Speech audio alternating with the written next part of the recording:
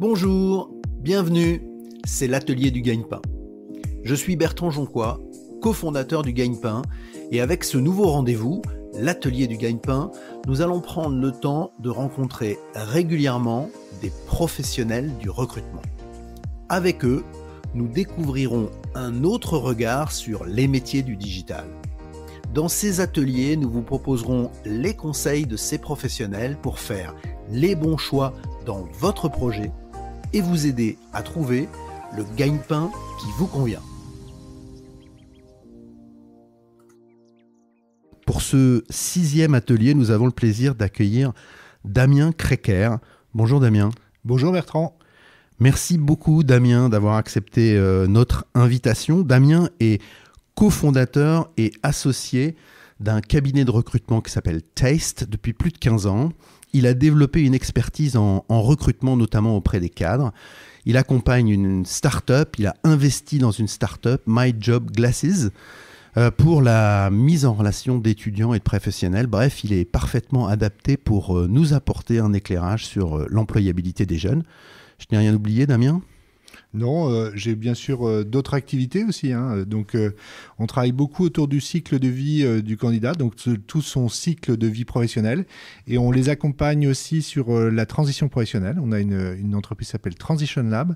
Et on accompagne aussi le développement du talent. C'est-à-dire qu'on ne croit pas seulement aux compétences, mais aussi tout le développement des soft skills. Et on appelle ça French Talent Studio. Donc, c'est un lieu d'expérimentation pour développer son talent. Un entrepreneur et un entrepreneur dans les RH, les ressources humaines, le recrutement, bref, toutes les compétences pour répondre à nos questions dans le gagne-pain. Je vous rappelle, l'atelier du gagne-pain, il a pour objectif de proposer des conseils aux jeunes pour trouver un job et pour construire sa carrière, notamment évidemment dans le digital. Si tu en es d'accord, Damien, j'aimerais bien t'interroger sur un sujet central pour les jeunes, la mobilité. La mobilité sous toutes ses formes. Le travail, notamment dans le digital, n'a jamais été aussi mobile. On distingue notamment la mobilité interne, la mobilité de expert à référent, la mobilité géographique, la mobilité externe. On va essayer d'aborder tous ces sujets pour les faire comprendre à ceux qui nous écoutent. Mais avant, j'aimerais que tu expliques un peu l'organisation d'un cabinet de recrutement. Alors nous, globalement, les cabinets de recrutement sont organisés en fait en deux grandes populations en interne, deux grandes expertises. Une qui est tout ce qu'on appelle front, c'est-à-dire le travail avec le client sur la compréhension aujourd'hui de ses enjeux de stratégie, du coup de l'organisation qu'il doit mettre en place et des compétences qu'il a besoin d'acquérir. Donc là, on parle du client qui souhaite recruter, on l'accompagne pour bien définir son besoin. Exactement. Okay. Et donc là, il y a une dimension à la fois commerciale et d'expertise, de connaissance des métiers ou des secteurs qu'on adresse. D'accord. Et c'est vraiment un dialogue, un sparring partner de l'entreprise. Et à l'issue de ça, se définit un brief. Et ce brief pour l'exécuter, c'est-à-dire aller rechercher la compétence que l'entreprise recherche et qu'on a définie avec eux, on va travailler à ce moment-là en interne avec une équipe dite sourcing, c'est-à-dire une équipe qui va travailler en fait tout le plan de déploiement des moyens pour pouvoir aller chercher ces bons candidats. Quand on dit déploiement des moyens, ça veut dire aussi bien les réseaux sociaux, ça veut dire les annonces, ça veut dire la mobilisation de candidats, et puis la chasse pure dure, ce qu'on appelle la technique de chasse, c'est-à-dire des scénarios, appeler à l'accueil, aller chercher directement les personnes sur leur lieu de travail. On est des spécialistes du débauchage. D'accord. Donc il y a deux parties, un accompagnement du client, oui. Compréhension du besoin, et puis après une partie, disons, chasse, pour la résumer. On va chercher le candidat et on essaie de le trouver. Et il y a une troisième expertise qui monte beaucoup aussi en puissance en interne, qui est beaucoup portée aussi par les deux populations, qui est sur toute la capacité à interroger les soft skills. Est-ce que, en fait, j'ai les bonnes compétences comportementales pour le poste que je veux adresser? Est-ce que c'est un poste qui me met en énergie derrière mes drivers? Et est-ce que mon mode de réflexion s'adapte bien au poste que je vais avoir? Donc, c'est toute la partie recrutement prédictif. Et là, pour le coup, c'est transversal aux deux équipes, mais c'est une troisième compétence qu'on développe. Merci Damien, c'est très clair. Alors maintenant, on voit bien que tu travailles sur la mobilité. Il faut aller chercher des candidats et les faire changer d'entreprise. Donc on va parler de la mobilité parce que je pense que c'est le sujet qu'on a défini ensemble quand on a préparé cette interview. La première mobilité, c'est la mobilité assez classique qu'on connaît, c'est-à-dire la mobilité interne. qu'est-ce que ça veut dire? Comment on se prépare à la mobilité interne? Et est-ce que ça concerne aussi les jeunes qui sont en stage, les jeunes qui sont en alternance, les jeunes qui sont dans leur premier job? J'ai mis le sujet de la mobilité quand on a échangé tout de suite au cœur parce que, en fait, l'obsession est beaucoup sur le premier job, sur l'entrée, alors qu'en fait, la capacité à tout de suite anticiper comment je vais me mouvoir à l'intérieur du marché du travail et peut-être de l'organisation dans laquelle je suis est une question clé qui se traite dès qu'on commence à faire la transaction pour avoir son premier job. Est-ce que ce premier job, en fait, est un job dans lequel je rentre, mais comment je vais me projeter et comment je vais pouvoir évoluer? Si je fais une analogie, c'est pas seulement se jeter dans le bain, c'est aussi nager. C'est pas, voilà, exactement. C'est pas juste faire le deal, genre j'ai le contrat de travail, mais derrière, on arrive en poste et puis on se dit, mais en fait, ce poste, il n'est pas évolutif, ou comment il évolue, et puis là, on commence à gratter, alors que dès qu'on fait le process de recrutement, on peut interroger et les managers opérationnels et les RH pour savoir comment on peut évoluer à l'intérieur de l'organisation. Est-ce qu'il y a des trajectoires qui sont déjà définies? Et donc, s'il y a des trajectoires définies, ça veut dire qu'il y a des compétences à acquérir. Ça veut dire qu'il va falloir que je me forme pour pouvoir accéder à l'évolution en interne. Quand on a préparé l'interview, tu m'as parlé de optimiser la mobilité de expert à référent. Donc ça, j'avoue que ça m'a un peu interpellé, mais je sais que tu as très à cœur d'en parler. Donc est-ce que tu peux nous dire ce que ça veut dire concrètement? C'est la première mobilité. Vous allez être embauché généralement sur un poste d'expert. Vous allez faire du SEA, vous allez faire du contenu, vous allez être un expert. Vous allez développer l'expertise, l'apprendre. Et en fait, vous allez être premièrement cet expert. Et en fait, si vous voulez avoir une première mobilité, c'est comment je passe d'expert à référent. Et ça, cette expertise, ça demande un travail intérieur sur la capacité à se dire, en fait, oui, je possède mon expertise, mais je la fais rayonner autour de moi, auprès d'autres. Et si je la fais rayonner auprès d'autres, ça veut dire que je m'expose à l'extérieur dans l'entreprise et à l'extérieur aussi de l'entreprise. Et donc, ça appelle à ce moment-là de la mobilité vers moi. D'accord. Donc, ce que tu veux dire, c'est que la mobilité de expert à référent, elle permet de rayonner à l'intérieur de l'entreprise, se faire connaître des autres, faire connaître son savoir aux autres, mais aussi à l'extérieur de l'entreprise, auprès des clients, auprès de l'ensemble du marché, d'une certaine manière. Et là, c'est la première logique d'inbound dans la mobilité, puisque du coup, si je passe d'expert à référent, si je suis un référent, si je suis reconnu en interne comme ce référent et en externe, j'ai des chances qu'on m'adresse des projets de mobilité sur la suite pour des autres postes. Et notamment la suite, ça peut être un poste de manager. On passe souvent de référent après à manager. D'accord. C'est là aussi une étape, quoi, d'une certaine manière. Exactement. Et cette étape, elle est à la fois orientée vers la mobilité interne, je me fais connaître à l'intérieur de l'entreprise, mais elle est aussi orientée vers la mobilité externe. Exactement. Je sors potentiellement de l'entreprise. Exactement. Et pour revenir quand même sur ce point clé de ce passage intérieur, ça passe par quoi? Ça passe beaucoup par de la connaissance de soi. En fait, vous allez commencer un travail généralement très fort au sein de l'entreprise sur la connaissance de soi. Qu'est-ce qui me stresse? Quels sont mes modes qui me mettent dans les bonnes dynamiques? Qu'est-ce qui me met en énergie? Donc, du coup, à trouver vos moteurs intérieurs. Pas seulement la réussite d'avoir coché les bonnes cases dans les croix et d'avoir eu la bonne note sur votre expertise. C'est la frustration qu'ont beaucoup de gens dans l'univers professionnel, c'est qu'en fait, ils ne bougent pas parce qu'ils sont des super experts, mais ils ne le font pas savoir et ils n'ont pas fait de travail sur eux. Et du coup, ils sont fermés dans cette expertise. Et cette expertise, c'est la loi des rendements décroissants, c'est Marx qui l'a dit. Cette expertise, elle a moins en moins de valeur dans le temps. Quand je t'entends, je pense à un étudiant qui effectivement est content d'avoir une bonne note en classe et qui continue à générer ce même schéma en entreprise alors que c'est plus du tout celui-là qu'il faut générer. Exactement. Tu touches là le point exact de notre biais culturel français en plus. On n'a pas besoin de notes en entreprise. On est persuadé que c'est les notes. Et donc, du coup, notamment dans les processus d'évaluation dans l'entreprise, beaucoup de gens attendent la bonne note. Et quand ils ont la bonne note, ils se disent que c'est l'entreprise qui est en charge de leur mobilité. En fait, quand on passe d'expert à référent ou des référents à manager, c'est tout le travail justement de la capacité à faire rayonner sa vraie expertise. C'est de faire une vraie communication par rapport à ce que vous faites, c'est-à-dire faire savoir, mais de manière juste et de manière contrôlé. C'est-à-dire que j'ai réfléchi à ce que je fais. Je ne donne pas des informations confidentielles de l'entreprise, évidemment. Mais par contre, montrer que j'ai rencontré un tel, que j'ai rencontré telle expertise, que je salue le projet qu'on a mis en place, que je sais le célébrer et que je sais engager une communauté là-dessus, bah ça, c'est un savoir-faire et c'est un savoir-faire de votre génération. Hein. Est-ce que ça peut aussi vouloir dire s'impliquer dans des associations professionnelles, par exemple, s'impliquer tout court? Mais tout ce qui permet aujourd'hui d'aller chercher plus loin de l'implication, et c'est certainement ça nos plus gros freins en France. On a énormément de mécanismes d'autocensure sur la capacité à s'investir. Celui qui fait plus, c'est quelque part presque quelqu'un qui est suspect. C'est quelqu'un qui est trop bon élève, trop engagé, etc. Mais pourtant, heureusement, ça va être long la vie professionnelle. Hein. Je vous rappelle que quand vous avez démarré, vous partez pour 35 ans minimum.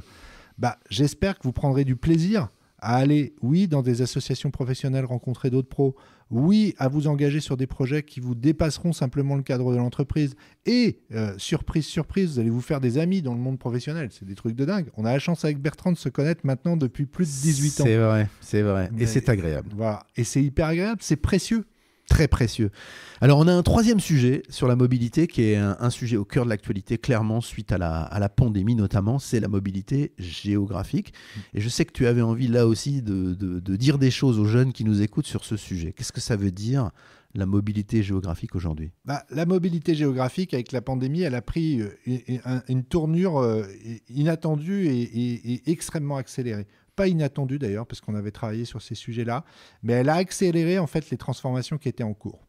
Globalement, avant pandémie, la mobilité géographique était beaucoup guidée par un phénomène qu'on appelle l'héliotropisme. Un petit concept clé, j'aime bien les mots comme ça. C'est bien, on va apprendre quelque chose avec toi. Exactement. L'héliotropisme, c'est le fait que les gens se déplacent sur les territoires qui sont les plus agréables.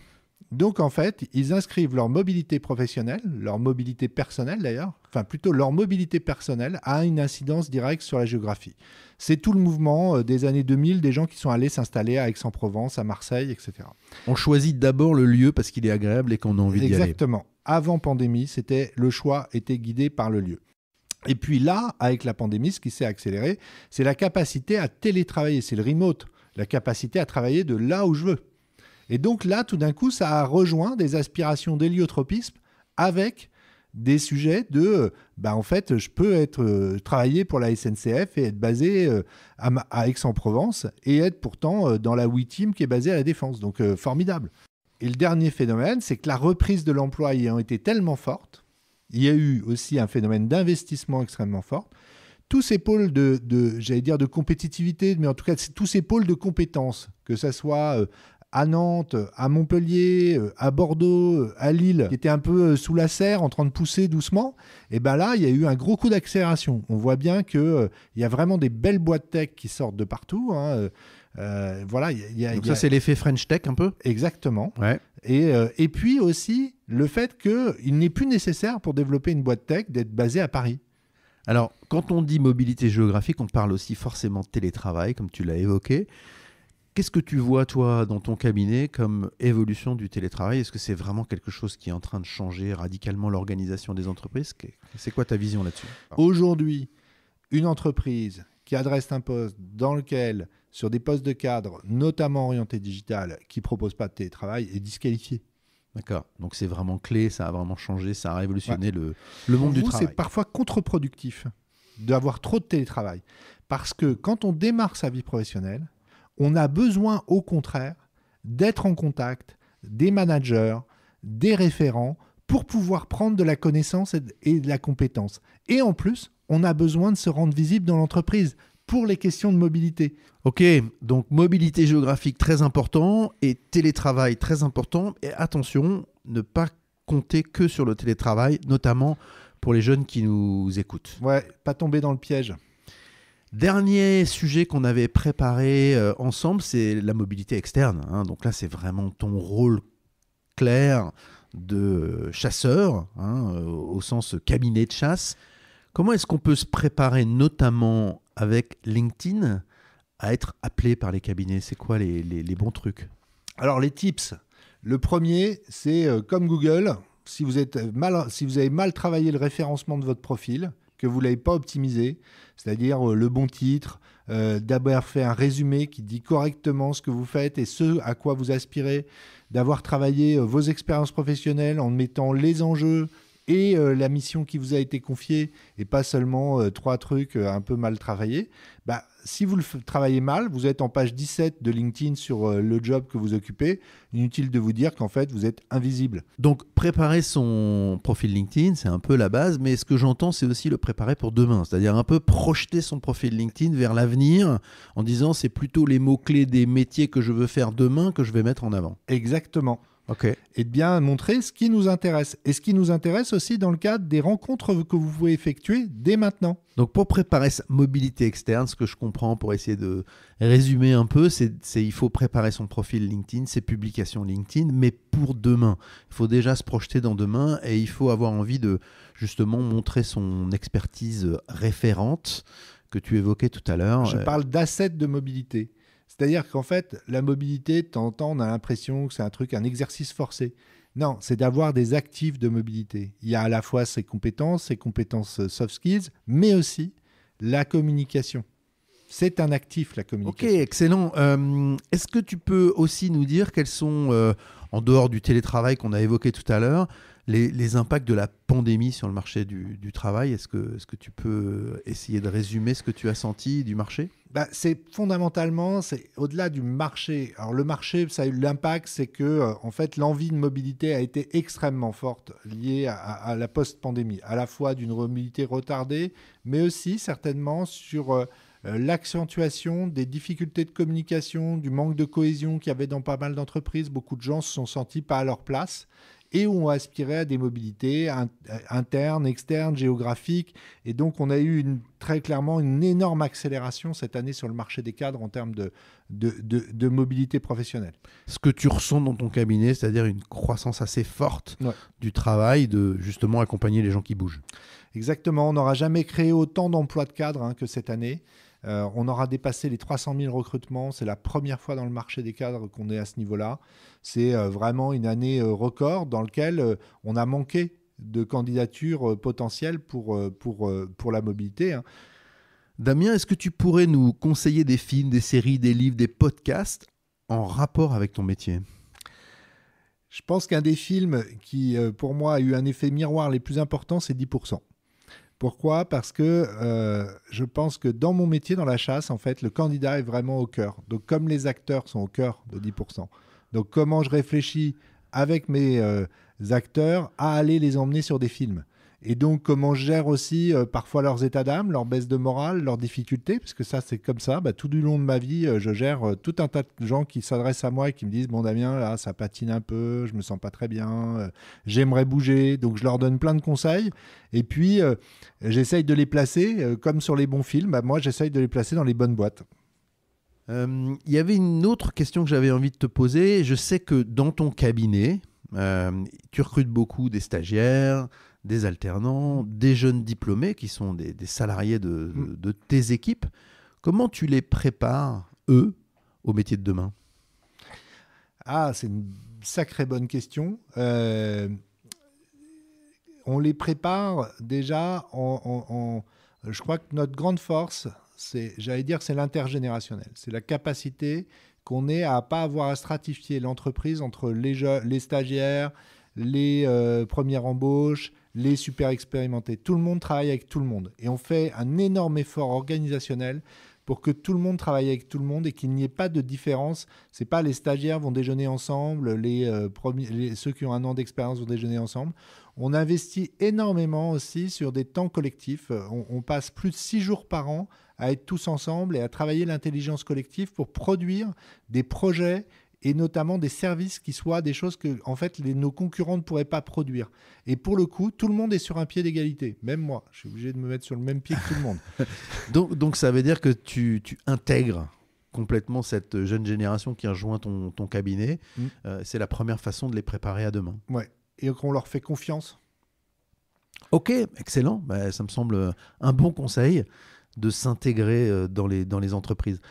En conclusion, qu'est-ce que tu souhaiterais ajouter à tout ce qu'on a déjà dit pour accompagner les jeunes qui nous écoutent et qui voudraient évidemment faire une belle carrière dans le digital ? C'est de vous faire confiance et de faire confiance aussi au fait que vous faites plus le monde que le monde ne vous fait. Donc, dans votre capacité à pouvoir en fait vous lancer avec confiance dans des choses que vous allez expérimenter, construire, qui sont nouvelles. C'est vous qui allez faire les entreprises de demain, vous allez les diriger, donc c'est vous qui gagnerez in fine. Hein. Donc se faire confiance, c'est ça que tu dis. Exactement. Merci beaucoup Damien, à bientôt. Merci beaucoup d'avoir écouté ce nouvel épisode du Gagne-Pain. Si vous aimez le Gagne-Pain, laissez-nous 5 petites étoiles sur Apple Podcast ou votre application de podcast ou de streaming préférée. N'oubliez pas de vous abonner au Gagne-Pain. Vous pouvez nous écrire, nous envoyer vos suggestions et vos commentaires sur legagnepain.fr. Retrouvez-nous également sur les réseaux sociaux pour suivre notre actualité. À bientôt pour un nouvel épisode du Gagne-Pain.